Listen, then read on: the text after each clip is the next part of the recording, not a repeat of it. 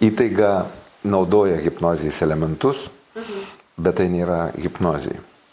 Ir kaip tu sakai, kad religijos ir kitokie visi, sakykime, kultai naudoja tam tikrus pasus rankomis ar ten žvilgsnius, ar tai tam tikrus posakius. Tai taip pat būdas įvesti žmogų į transą. Ir tame transe žmogus patiria tam tikrą emocinę būseną, kurioje ima ir išgyja kartais, ar ne?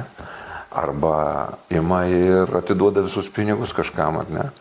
Tai va taip nuo sukčiaus iki religijų atstovų ar politikų, jau nekalbant apie reklamų atstovus, visi stengiasi naudoti savo įtaigose tam tikrus elementus, kurie vienaip ar kitaip būna susijęs su hipnozijos elementais. Tačiau tai nėra hipnozija. Man labai patinka prancūzų mokyklos apibrėžimas, kad hipnozija tai yra dviejų žmonių susitarimas. Vienas labai nori patirti pakitusią sąmonės būseną, o kitas labai nori padėti tam žmogui pasiekti ją. Ir jeigu du žmonės dėl to susitarė, tai gali įvykti čia. Mitai, legendos, gąsdinimai sukuria tokį labai keistą lauką aplink tą hipnozę. Plius, aišku, nežinojimas. Mokslas dar iki dabar pakankamai mažai supranta, kas tai yra hipnozija, daug supranta apie smegenų darbą, apie tai, kaip vyksta tam tikri procesai mūsų tam tikrose smegenų dalyse, kas už ką atsakingi mūsų kūne ir kaip tas atsakas iš kūno ateina į mūsų protą, ar ne? Visą tai apie sąmonę, pasąmonę, kažką jau žinom. Neuromokslas čia daro tikrai didelės revoliucijas, tačiau dar ne iki galo mes pažįstam pačią tą transinę būseną ir jos galę. O tų sėkmės pavyzdžių yra labai daug, kur žmogus tiesiog išgijo, kur žmogus tiesiog atrado idėjas, beje, visi garsūs mūsų pasaulio išradėjai, visi mini tai, kad jie pačias geriausias savo idėjas sukūrė ir atrado būtent transų pagalboje. Tai yra, būdami toje pakitusioje sąmonės būsenoje. Aš nekalbu, kad jiem kažkas darė hipnozę. Aš kalbu apie tai, kad jie patys įeidavo į tam tikrą būseną, kurioje ateidavo ta idėja. Ir čia ir yra pats tas žavintis varikliukas, dėl ko žmonės siekia tos hipnozės, dėl kad ten paprasčiau ateina tai, kas tikra jam, tam žmogui, ir kas gali būti nuostabi idėja, dėl kurios jisai pasveiksta, susitvarko gyvenimą arba atranda, kaip išeiti iš sudėtingų situacijų kažkokius kelius. Kalbant apie tos žmonės, kurie bijo. Aš atsimenu tą visiems žinomą istoriją apie tai, kaip Kolumbas pasiekė Ameriką. Ir indėnai pamatė pirmą kartą kažkaip kitaip susibongavusią jūrą, o ten stovinčius kažkokius jiems net pažįstamus dalykus. Ir jiems iš tikrųjų pasidarė baisu. Todėl, kad apie tokius didelius ir galingus laivus jie niekada nebuvo nei matę, nei girdėję. Ir jų protas tiesiog negalėjo niekaip apibrėžti, kas toje jūroje. Ir tik tai, nežinau, gal po grybukų šamanas atėjęs prie jūros su savo labai lakia vaizduotė įvardino objektą, kuris yra jūroje, ir visiems pasidarė aišku, kad jie iš tikrųjų mato kažkokį tai fizinį objektą. Panašiai patirtis ir man buvus, kai aš buvau kariuomenėje, dar tais laikais, labai toli nuo Lietuvos, tolimuose rytuose, mes su draugu kitų lietuvių buvom budėjime ir staiga pamatėm danguje 2 mėnulius. Negėrė, nevalgė kažko ypatingo.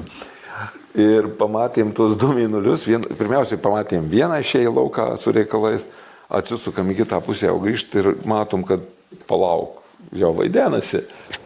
Ir tokiu atveju stovėjom ir žiūrėjom ir galvom, kas čia skraidanti lėkštė, o gal čia koks nors cheminės gamyklos, koks burbulas išmestas, kokios nors tiesiog debesis taip susiformavus, kuri ten va taip reiškėsi, ar čia kažkoks dar sprogimas, galbūt kažkas prasidėjo, bet patikėkit, koks nerimas buvo visame kūne. Mes sustingę žiūrėjom, bandėm viens kitam aiškinti tą reiškinį ir niekaip paaiškinti negalėjom, ką mes matom, o viduje buvo neapsakomas neapibrėžtumas ir baimė, nes negalėjom suprast, nes tai buvo nenatūralu. Aš atsimenu, kad mes ilgai dar apie tai ten kalbėjom, išpūtę akis, vartėm laikraščius, ieškodami paaiškinimo, bet taip ir liko tai tokiam mistiniam amplua visas tas istorija. Tačiau tai labai gerai parodo, kai žmonės kažko nepažįsta, jie neturi savo galvoje vardiklio, kaip tai įvardinti, pasijaučia labai nesaugus. O tam nesaugume jie pasijaučia pažeidžiami. Ir bet kokiu atveju bandys to išvengti. Iš čia atsiranda visi tie gąsdinimai, visi tie perspėjimai, baimės ir panašiai. Visada, manau, liks didelė dalis žmonių, kurie vengs vieno ar kito dalyko. Kartais mes vengiam tik dėl to, kad nenorim spręsti savo klausimų. Nes geriau pasiteisinti, kad tai blogis, ir nieko nedaryti ir gyventi savo varge, negu kad imtis atsakomybės už save, už savo sprendimus ir paveikti save taip, kad kažkas pasikeistų gyvenime. Tai dažnai taip yra. Aišku, aš nekalbu apie tai, kad ar hipnozė yra pavojinga ar ne. Kiekvienas dalykas kartais gali būti pavojingas, ne plasda, ne grėblys. Ar pavojingas ar ne? Nu ne, jeigu tu jį naudoji pagal paskirtį, neužlipi netyčia. Ne? Tai daug kas, žmogus žmogui, ar ne, ar pavojingas ar ne. Taip manau, kad hipnozė pati pavojingumu nėra nei labiau, nei mažiau pavojinga negu kiti dalykai. Miltonas Eriksonas, vienas garsiausių hipnologų pasaulyje, savo laiku pasakė, kad bet kokią transinė būsena veikia žmogų gydančiai ir pozityviai. Jo labiau, kad jeigu vyksta kažkokie terapiniai ir coachingo procesai hipnozėje, žmogus nebūna toje hipnozėje, kaip mes visi įsivaizduojam, jis nebūna tam giliausiame gylyje. Dabar apie gylius nepasakosiu, nes dar labiau išgąsdinsiu žmonės, tegu tai lieka mokymam. O būna dažniausiai paviršutiniam gylyje, kuriame tas vidinės kontrolės jausmas ir tas loginis mąstymas visada šalia dalyvauja. Ir žmogus vis dar ten, kad ir būna pakitusioj sąmonės būsenoj, ir būna pakankamai negiliai ir labai gerai atskiria grūdus nuo pelų. Kam iš viso reikalinga mokytis hipnozės, jeigu dar, sakykime, abejoji, ar tai naudosi, kam dėl pačio savęs, kam to reikia? Žmonės dabar pamėgė labai įvairius holotropinio kvėpavimo, rebefingo visokias praktikas, ne? Jie įeina ten į beprotiškai gilų transą. Ne visi, bet daugelis žmonių ir galim matyti juose konvulsijose, ar palaimoje, ar dar kažkur, būnant visiškai atsijungusiu nuo šios pasaulio. Ir žmogus, kuris treniruoja žmonėm, daro šias technikas, jis turi žinoti, kokie procesai vyksta tuo metu. Ir kokius vaizdinius, kokias haliucinacijas, galbūt netgi žmogus mato ir kas su juo vyksta, link kur tai juda. Ar tai juda į kažkokį negatyvą ar pozityvą ir kaip savo bendravimo, o bendravimas vis tiek vyksta su tais žmonėmis, pakreipti žmonės į teigiamą pusę, jeigu tai vyksta kažkaip neigiamai, ar ne, kaip suvaldyti tam tikrus procesus, jau svarbu. Ekologija, kai, tarkim, dirba įvairūs meditacijos specialistai. Nepaslaptis, kad meditacija vadinama dažnai hipnotinės technikos. Čia mes kalbėjom, atsimenu, kad vienas žmogus daro kitam, o kitas nori tai pasiekti. Tai gali būti ir grupiai žmonių pritaikyta ir galim pamatyti, kad pasinaudojant gongais, pasinaudojant melodijom, pasinaudojant įvairiais ritualais galima sukurti hipnotinę arba tą vadinamą pakitusios sąmonės būseną. Ir žmogus, kuris turi tik tai techniką, bet neturi pagrindų ir žinių, aš jau pastebėjęs tokiu atveju, kai nesuvaldo, tarkim, situacijos, nemoka išvesti žmogaus iš tos būsenos, jeigu žmogus kažkodėl ten pasilieka, pastringa, būna tokiu atveju.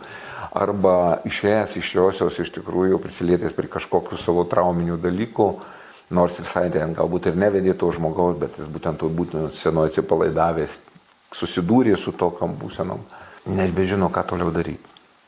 Tai procesas nuo paruošimo, tokiom technikom, procesas kaip pačiose technikose su žmogumi ir kaip išėjus iš tų technikų su žmogumi labai svarbus dėl tos ekologijos, kad jūsų praktikos būtų super švarios. Tai tam reikalinga. Nu, paprastam žmogui. Kuris nedirba. Taip, kuris visiškai, sakykime, nenori turėti nieko bendro su šitom technikom. Kodėl verta žinoti? Šitos žinios padės pirmiausia išvengti sukčių. Šitos žinios padės nepapulti ant kabliuko, kokių dabar labai daug per telefoninius sukčiai, kurie būtent išnaudoja hipnotinės technikas tam, kad išblaškyti žmogų ir kai jisai nesąmoningas, įsakyti arba nuteikti jį, padaryti vienus ar kitus veiksmus ir žiūrėk, žmogus prarado 10 000 savo santaupų, prarado savo, galima sakyti, gyvenimą, juk taupė galbūt visą gyvenimą ir tikrai tragedija. Ir žinant, kaip kiti žmonės daro, o koks pagaunant momentus, o kas čia vyksta, mes galim užkardyti, užstabdyti tuos dalykus ir neleisti jiems vystytis. Kitas momentas, mes prilimpam prie televizorių. Mes sėdim, žiūrim televizijas, o ten kas 15 minučių, po 20 minučių įvairios reklamos. Ir vėl, kai jūs žinosit, ką daro muzika, kai jinai pagarsėja kelis kartus, ką daro tam tikras balsas, emocijos, spalvos, vaizdai, kai visą tai ypatingai ateina į jūsų pasąmonę, jeigu jūs nekreipiat į tai dėmesio.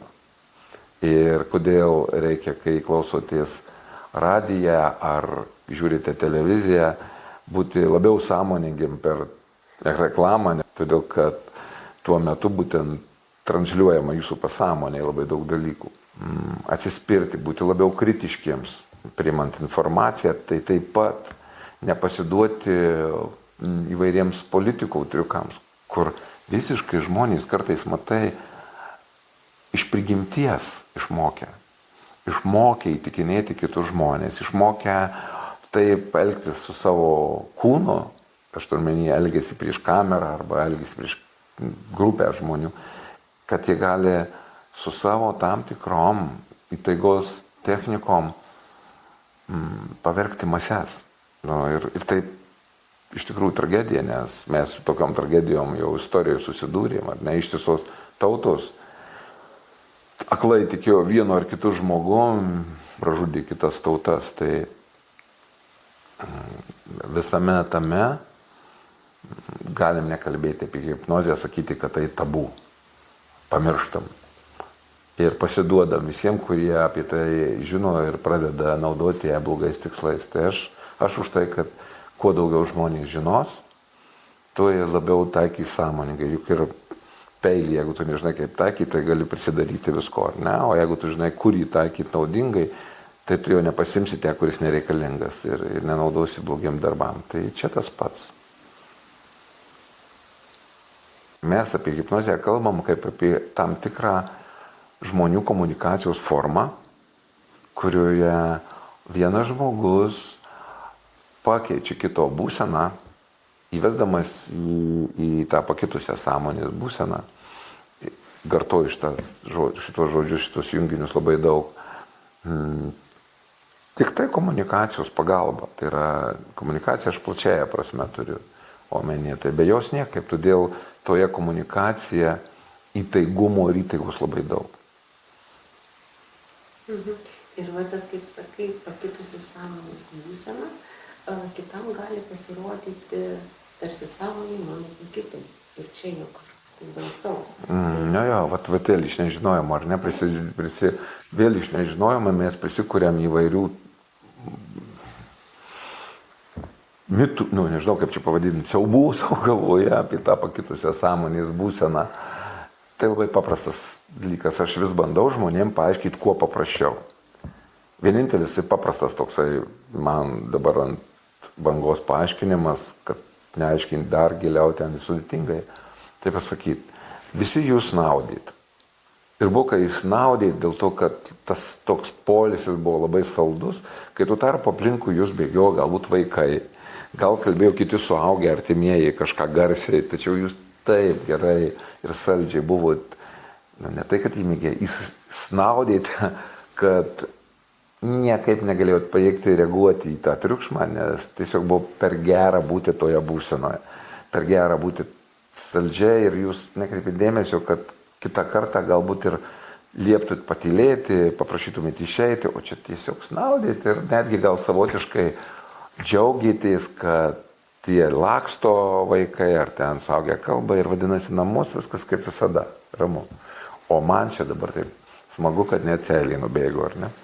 Aš lyg tai viską girdžiu, aš lyg tai suprantu, kur aš randuosi, tačiau tuo pačiu metu aš nebepajėgiu pargrįžti, nes visa mano būsena, visa mano energija labai labai rami.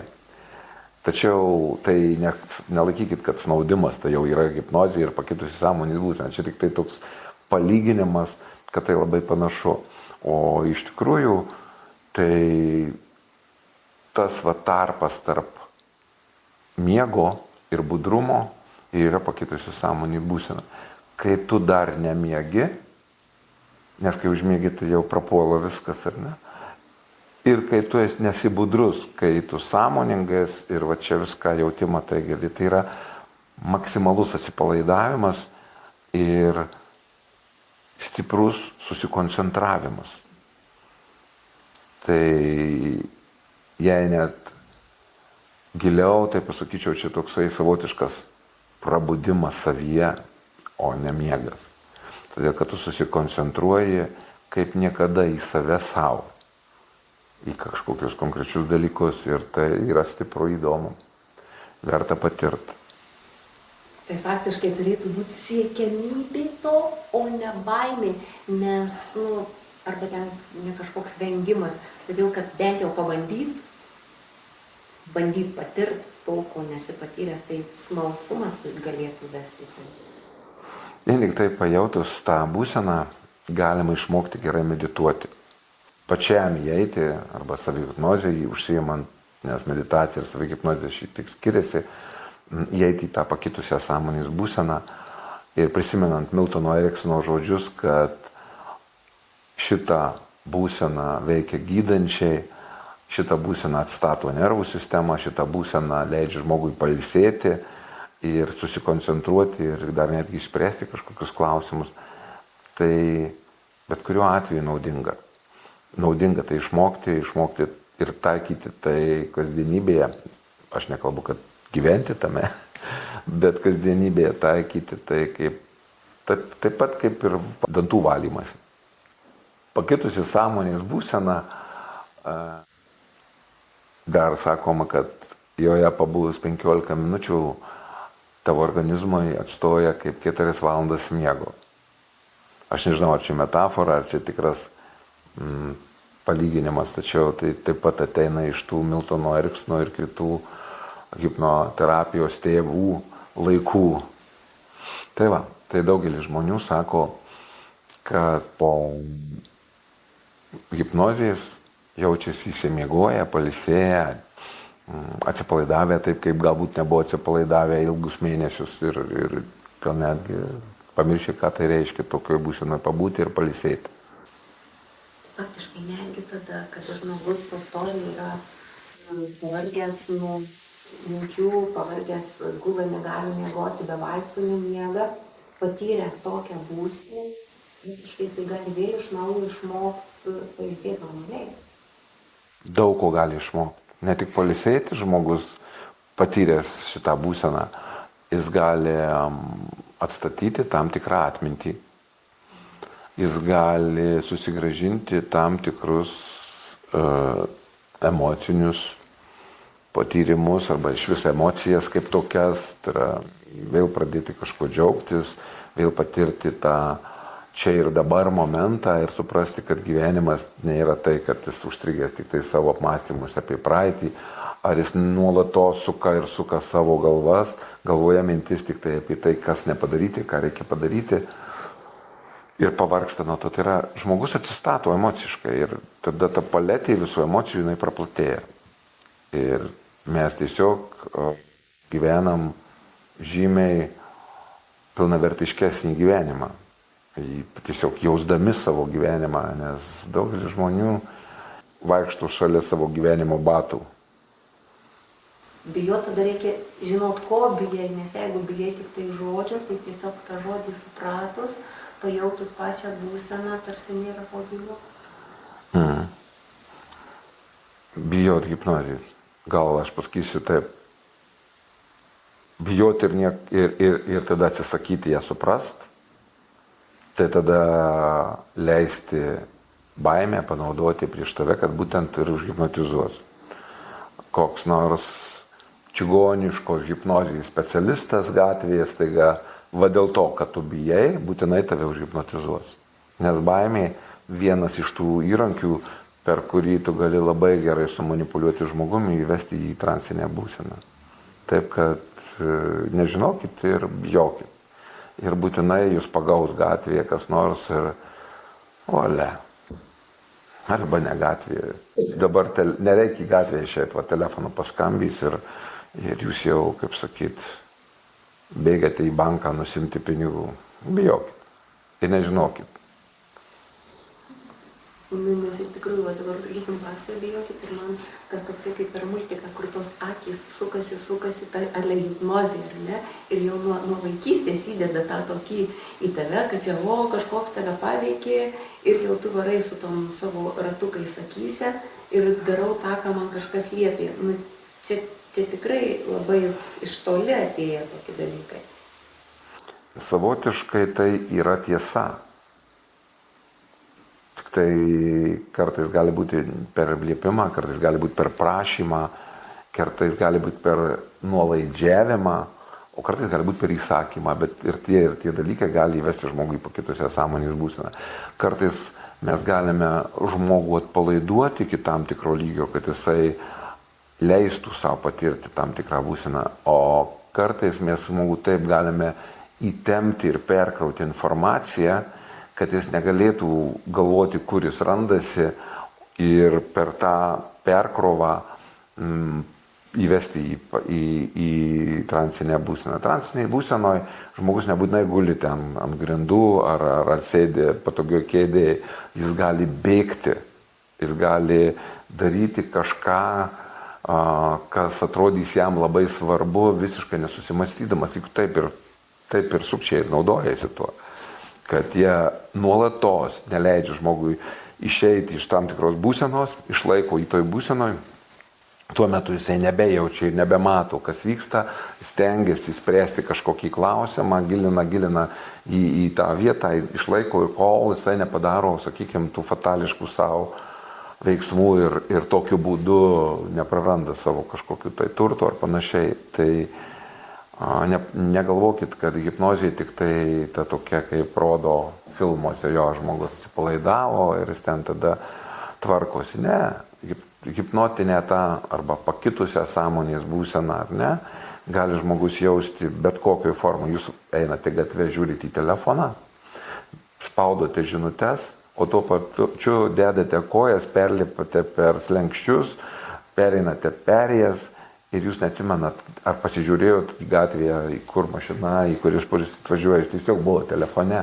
jūs buvote tam telefoniniam transe. Vairuotojai kiekvienas žino tą vairuotojo transą, kai pamiršta ir galvoja, kaip aš atvažiavau, aš neatsimenu tam tikros atkarpos. Ar jūs buvote nebudrus? Taip, jūs buvote brudrus, jūs puikiausiai vairavot, spaudėt pedalus, tačiau žiūrėjot į gatvę, matėt ir pėsčiuosius, ir ženklus, viskas buvo su jumis tvarkoj. Tačiau mintimis jūs taip buvot atsijungę dar į kažkokį savo reikalą, kad pats automobilio vairavimas, jisai pasitraukė į amneziją tam tikrą. Liko tik tai ten, kur jūs buvot su mintimis. Tai, kas labai jūs emociškai buvo užkrovęs ir rūpėjo tuo metu. Vadinasi, aš vairavau, bet mintimis buvau su savo emociniai svarbiu dalyku. Ir va šituo momentu jūs transe. Tai transas yra natūrali, kasdieniniai mūsų savijauta. Dar pasakysiu daugiau, kad per minutę, pagal neuromokslą, per minutę mes į tą transinę būseną papuolame iki 1,5 sekundės, tik tai vat, būtent šitos perkrovos mes nebejaučiam. Ir tai padarom kartais 4 kartus per minutę. Tai reikalinga mūsų protui, kad susitvarkytų su visus srautų informacijos. O per 1,5 valandos mes papuolam kažkur iki 15 minučių į transinę būseną. Tai yra mūsų protui reikalingas toks atsijungimas, kad jis susitvarkytų su visa gausa informacijos, kurią gauna per visus savo kanalus ir žmogus galėtų tiesiog adaptuotis su ta informacija ir vėl toliau sąveikauti ir kartu pailsėti tame. Galima pastebėti mokinius, kurie užsižiopso per langą kažkuriam momentui. Tai vadinasi, tuo momentu jau jų galva užkaito nuo to, ką jie ten veikia, ar ne, arba galbūt kaip tik rutina ir tas nuovargis juos išvedė į poilsį ir jisai tiesiog įsiblaškė ten į transe. Darbuotojas, kuris dirba ilgai įtemptą darbą, staiga atšoka nuo savo kompiuterio ir pasineria kur nors su savo mintimis visiškai kitoje vietoje, kitu metu jo mintys. Ar tai žiūrėtų per langą, ar pasiėmės kavos puodelį, ar jeigu ten dar su žalingais įpročiais, rūkantis ir žiūrėk akys, jo išsifokusavę, kažkur sustingęs veidas, jisai transe, jis tuo metu ilsis ir tai trunka po 15 minučių. Ir tai galima pastebėti su kiekvienu žmogumi. Bet tai čia yra fiziologija, anatomija jau natūraliai duotybei, o iš tikrųjų galima tą įvaldyti, kad va dabar, sakykime, viską dabar aš pailsėsiu, tas 3 sekundės ir vėl atilsėsiu. Būna taip savis, dėliot, kad... Yra įvairių metodų ir technikų, kurios padeda atsijunginėti save, ar ne? Tai ir autogeniniai treniruotė kaip iš tokių paprastesnių. Ir yra daug neurolingvistinio programavimo technikų, kurios leidžia žmogui greitai persijungti. Ir aišku, meditacijos, medituojantys žmonės tikrai labai rodo gražius rezultatus. Jeigu tu bendrauji su medituojančiu ir taikai hipnozę kažkokiu poreikiu, tu matai, kaip jis greitai išeina ir pasineria į savo transinę būseną. Jam tai kasdienybė. Ne visi moka. Yra daug žmonių, kur sako, einu medituoti ir supranti, kad nežinau, kas kankina ar savo kūną, protu, ar protas kankina, būdamas šitam kūne atsipalaidavusiam. Bet vienu žodžiu, tai nebūna tikra ta hipnozė. Tai būna kažkoks tengimasis save priversti galvoti apie kažką kito. Atsiprašau, ne hipnozė, o meditacija. O savihipnozė, tai tam tikri taip pat elementai, kurių pagalba, tam tikri dalykai, kurie irgi turi daug ryšio su NLP dalykais, su inkarais ir panašiais dalykais, gali pervesti žmogui tą būseną, tiesiog straktelėjus pirštui, čia tik tai metafora, mes tiesiog įsijungiam ir galim būti toje būsenoje, pabūti kažkurį laiką. Ne? Tai labai puiku, tai duoda poilsio. Savihipnozės pagalba mes galime išmokti labai gerai atsipalaiduoti ir ne tik tai, kad toj transiniai būsenoje spręsti kažkokius tai svarbius savo klausimus, įsigryninti tuos klausimus, o ir pirmiausia tai psichologiškai, nerviškai pailsėti nuo visko. Tai kas, pavyzdžiui, gerai, jeigu žmogus nori pats savo, sakykime, jis nemoka medituoti, ta prasme, jis ir nebandęs medituoti. Ir jam įeiti į hipnozę, aš suprantu, yra sunkiau. Tai ar pirmiausia jisai turi mokytis medituoti, paskui jau bandyti eiti į hipnozę, ar jau jisai gali, bala nematė, tegul veda mane kur veda, svarbu išmoksiu patirti tai pakitusią sąmonės būseną, o jau paskui galiu mokysiu medituoti. Kaip čia su šituo? Jeigu norėčiau dabar turėti visus pasaulio klientus pas save į mokymus į hipnozę, tai sakyčiau, hipnozė numeris 1, kad išmokti būti toje nesąmoningoje būsenoje. Tačiau taip nėra. Kaip ir minėjau, ta pati autogeninė treniruotė, mokti medituoti, pasinerti į jogą, pasinerti į kokias nors kitas praktikas, labai daug įvairių metodų, holistinių metodų, kur Silvijos metodas, Reiki metodas ir daug kitų. Visur ten jūs mokotės to pačio atsipalaidavimo, tų pačių hipnotinių elementų, tik taip po kitą skraiste. Ar tai neišmokstama? Taip išmokstama. Galima išmokti bet kur. Mano galva, efektyvingiausia mokintis tiesiai hipnozės ir per tiesių kanalų suprasti, kas yra ABCD, o po to jau aprengti tą skraistę, kurią tu nori ir būti išmintingesniu, išmanesniu. Man hipnozė pati indukcija tai tas įvedimas žmogaus į transą, tai pirmiausiai be mitų, be legendų, be visokių metaforų, kurių pagalba žmogus įeina į transą. Tai tiesiog technika švari, suprantama, mokslo pagrįsta, jeigu norite. O po to jau galim sukurti bet kokį amplua, aprengti tai, juk jūsų klientui nereikia žinoti, tarkim, kad tai vyksta taip po apačia, ar ne, o jūs ten duodat kažkokį, tai, nežinau, vertybinį lauką žmogui, kuriame gera, malonu, kuriame jisai pasitikė, juk esmė ir yra pasitikėjimas. Tai kai viena ar kita metodika sukuria pasitikėjimą, tada įvyksta visi tie procesai ir jie labai visur panašus. Jo, nes aš kaip irgi atsimenu pačioje pradžioje, dėl ko kaip bijojau, paskui žinau, kad sakai, važiuok, va ta knyga, va ten tokio storio buvo knyga. Ir aš paskui atsiverčiu ir ten formulės. Tai aš supratau, kad čia tikrai mokslas, čia ne burtai. Nes man irgi iš pradžių tai atrodė, kad burtai vis tik tai pasakė ten taip ir žiūrėk, jau kažkas tai rodosi toj galvoj. Tai vis tik tai visų pirma, tai yra natūraliai pagrįstus moksliškai įrankius, kurie valdomi. Taip, įrankiai yra tikrai valdomi ir kaip sakai, kad iš tikrųjų pamatai hipnozės knygą, čia buvo Džono Grinderio, Richardo Bandlerio parašyta knyga ir ten yra viskas labai aiškiai formulėm surašyta ir kaip ten ką, kada, kur, tai kaip tos raidelės keičiasi ir ne, su mažytėm raidelėm šalim ir ten atrodo kaip matematiniai formulė. Iš tikrųjų taip ir yra. Taip žmonės aprašė, numodeliuodami Miltono Eriksono darbą. Tos minkštos, švelnios hipnozės, kurios pagalba žmogui sukūriama, tarkim, kažkokia terapinė metafora, visas pasakojimas. Tačiau visame tame pasakojime giliau yra labai svarbu, kur ten paliečiami vieni, kiti dalykai, aš dabar jų neminėsiu, tiesiog elementai ir tai galima sudėti į tam tikrą formulę. Ir jeigu tik paprastai, visiškai žmogus nesugebantis, nežinantis kaip daryti hipnozę, skaitys pagal tą formulę tam parašytą tam tikrą tekstą, kitas žmogus, kuriam tas tekstas bus labai priimtinas, jais į transą.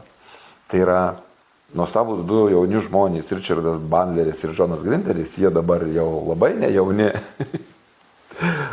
Tada buvo jie labai jauni, kai jie norėjo, degė tuo, kad numodeliuoti Miltono Eriksono darbą, suprasti, kaip jis tai daro, sukūrė visą metodą, kuris pavadintas neurolinguistinis programavimas. Viena iš tų dalių iš ten. Ir kas įdomiausiai, kad pats Miltonas Eriksonas, paskaitęs jo darbus, parašė nuostabią recenziją, sakydamas, niekas geriau nei du šitie jaunuoliai negalėjo paaiškinti man, ką aš darau. Tai taip. Tai yra savotiškai menas ir savotiškas mokslas. Čia tokia irgi gera mintis, kad ir tiem, kurie yra daugiau linkę logiškai mąstyti, ir tiem, kurie tokie daugiau emocionalūs, visiems tinka, todėl kad kiekvienas gali perimti per save. Pavyzdžiui, jeigu man labai svarbu formulės, matematika ir supratau, kad mokslas, o kitam labai tinka menas, ar ne?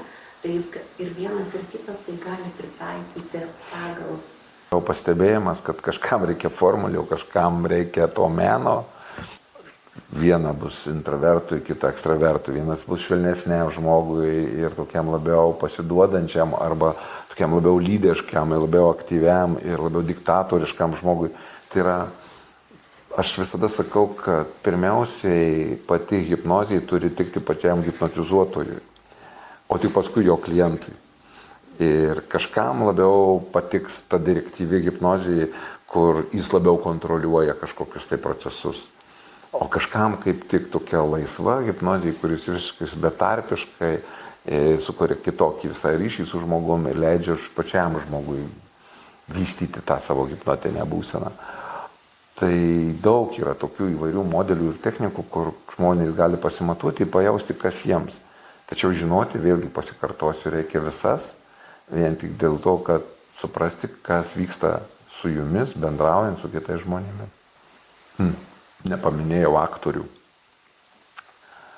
Kai sėdi ir klausai jų deklamuojamas eilės, kai jie papasakoja kokią nors istoriją, arba spektaklyje vyksta koks nors ilgas monologas, tačiau su gilia prasme, su ilgom pauzėm, su emocija veide, išraiška, kurią nori perteikti tas aktorius žmonėms. Pažvelgi pasukęs galvą į šoną į salę. Didžioji salės dalis transe. Jie sustingę, jie laukia.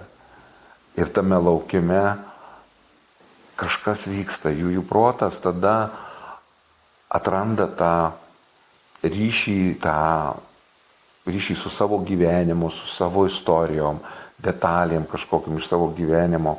Ir nuolatinis palyginimas su tuo, kas aš ir ką aš ir kaip su manim ir iš kur man tai, arba kaip ten jam aš jaučiu tai. Transas, nuostabus transas, kur, manau, ir yra viso aktoriaus darbo esmė, kad žmogus patirtų tuos jausmus, atsijungtų nuo kasdienybės ir pabūtų toje istorijoje kartu su tuo žmogum, kuris nori perteikti visą tai. Tai nuostabu. Bet tai taip pat panaudojami tam tikri elementai, kad žmogus tiesiog pabūtų savo kaife.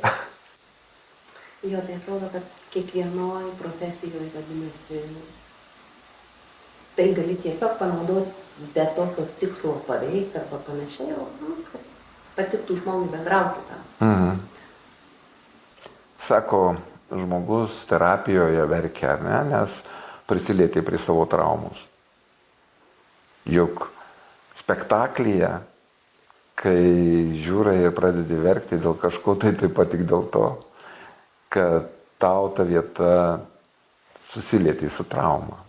Ar tau pagailo kažkokio, sakykime, pavargusio tėvo, ar tai nuskriausto vaiko, juk ten pamatei galbūt save, ar tą nelaimingą mamą, pamatei save tame vaike, pamatei kažkokią tai patirtį, kuri tau artima ir tau ištryško ašaros.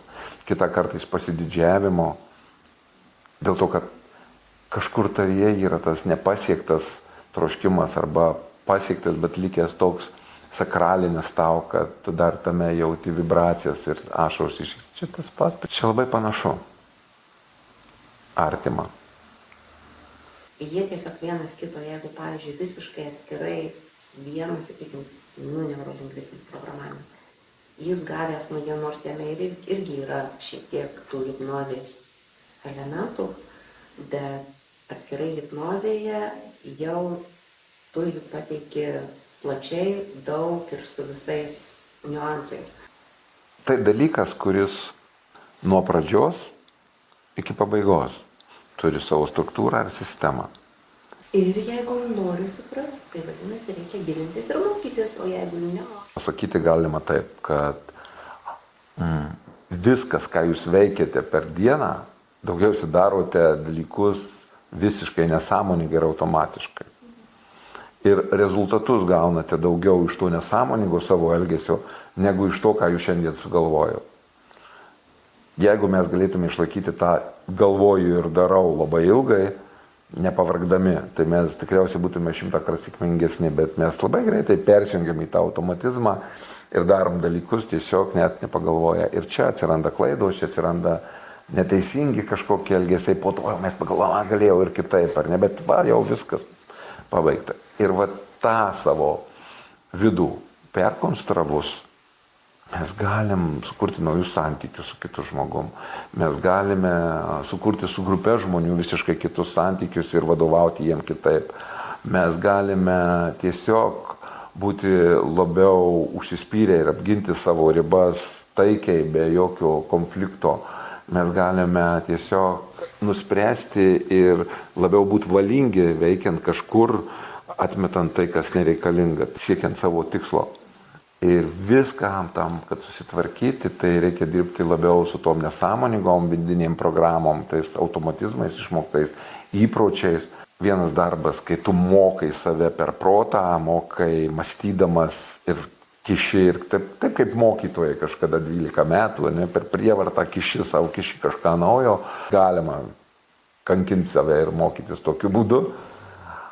Visi, kas mokinotės kokią nors užsienio kalbą, žinote, aš apie ką kalbu, bet ir ne tai, kas einat į sporto klubą ir dar vis neinat, o tik svajojat, bet buvot, jūs žinote, apie ką aš kalbu.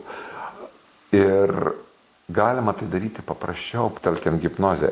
Tada ta pertvarka viduje vyksta ekologiškiau, neprivartaujant savęs, neįtempiant savo nervų sistemos, paprasčiau ir mėgaujasi rezultatais. Čia ir dabar, nes tu pajauti, veikia, fainai. Užtenka vieną kitą kartą pajausti tą tokį smagų, gaunu kitą rezultatą ir mėgaujusi juo, kai tavo vidus greit pagauna, kad toks variantas elgsenos ar būsenos yra geriau negu tas, kuris anksčiau. Ir mažiausiai tu turi 2 alternatyvas geras savo viduje. Elgtis taip kaip anksčiau, elgtis naujai, nes tai geriau. O ilgainiui ta alternatyva naujai ir geriau, jinai vis tiek paims viršų. Arba tu turi galimybę tiesiog jausti, kad pasąmonė prisijungia prie taip geriau ir jau tu kitas žmogus. Jau tau vis labiau ir labiau naujas tavo elgesys tampa tavo automatizmu ir kasdienišku įpročiu. Būti kitokiu, elgtis kitaip. Ir tu tada džiaugiesi savo gyvenimu. Šiandien gal pabaigiam. Aš manau, kad visai įdomiai pakalbėjom. Iki.